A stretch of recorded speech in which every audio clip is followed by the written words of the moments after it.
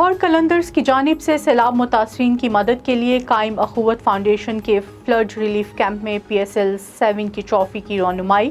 Trophy کے ساتھ جو شہری تصویر لے گا وہ 100 یا 100 سے زائد روپے سیلاب ریلیف فنڈ میں جمع کروائے گا۔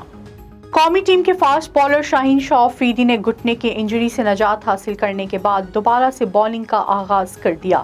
دوسری طرف پاکستانی سپیڈ سٹار کی جانب سے سوشل میڈیا سائٹ ٹویٹر پر اکاؤنٹ سے ویڈیو جاری کی گئی ہے جس میں انہیں بالنگ کرتے ہوئے دیکھا جا سکتا ہے۔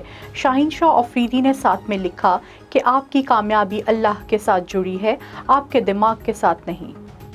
پاکستان ہاکی ٹیم کے 2 اہم کھلاڑیوں نے مزید کھیلنے سے انکار کرتے ہوئے فیڈریشن کو اپنے فیصلے سے آگاہ کر دیا۔ پاکستان ہاکی ٹیم کے نائب کپتان اماد شکیل بٹ اور کارنر اسپیشلسٹ مبشر علی نے اذلان شاہ ہاکی ٹورنامنٹ کے تربیتی کیمپ میں شرکت سے انکار کرتے ہوئے ہاکی فیڈریشن کو استعفیٰ بھجوا دیا۔